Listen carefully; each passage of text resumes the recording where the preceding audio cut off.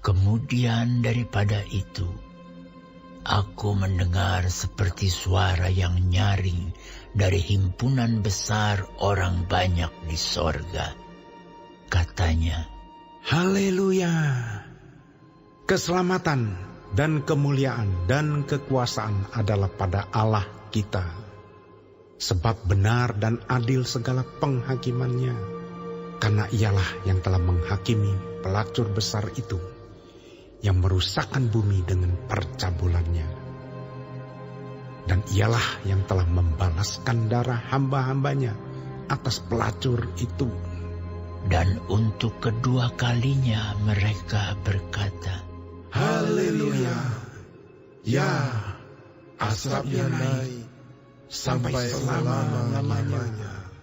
Dan ke-24 tua-tua dan keempat makhluk itu tersungkur dan menyembah Allah yang duduk di atas takhta itu. Dan mereka berkata, Amin. Haleluya. Maka kedengaranlah suatu suara dari takhta itu. Pujilah Allah kita, hai kamu semua hamba-Nya. Kamu yang takut akan Dia, baik kecil maupun besar. Lalu aku mendengar seperti suara himpunan besar orang banyak, seperti desau air bah, dan seperti deru guruh yang hebat. Katanya, Haleluya! Karena Tuhan Allah kita yang Maha Kuasa telah menjadi Raja. Marilah kita bersukacita dan bersorak-sorai dan memuliakan Dia, karena hari perkawinan anak domba telah tiba dan pengantinnya telah siap sedia. Dan kepadanya dikaruniakan supaya memakai kain lenan halus yang berkilau-kilauan dan yang putih bersih. lenan halus itu adalah perbuatan-perbuatan yang benar dari orang-orang kudus. Lalu ia berkata kepadaku, Tuliskanlah, berbahagialah mereka yang diundang ke perjamuan kawin anak domba. katanya lagi kepadaku, Perkataan ini adalah benar, perkataan-perkataan dari Allah. Maka tersungkurlah aku di depan kakinya untuk menyembah Dia. Tetapi ia berkata kepadaku, Janganlah berbuat demikian.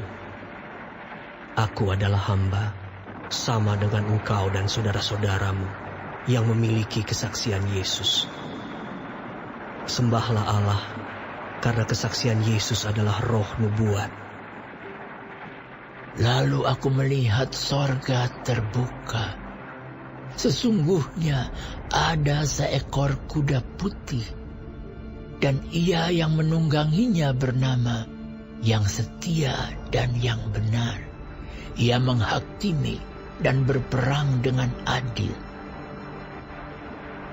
Dan matanya bagaikan nyala api, dan di atas kepalanya terdapat banyak mahkota.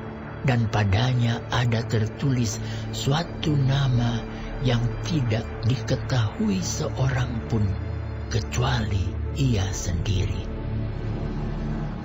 Dan ia memakai jubah yang telah dicelup dalam darah, dan namanya ialah Firman Allah. Dan semua pasukan yang di sorga mengikuti Dia. Mereka menunggang kuda putih dan memakai lenan halus yang putih bersih. Dan dari mulutnya keluarlah sebilah pedang tajam yang akan memukul segala bangsa. Dan ia akan menggembalakan mereka dengan gada besi, dan ia akan memeras anggur dalam pilangan anggur, yaitu kegeraman murka Allah yang Maha Kuasa.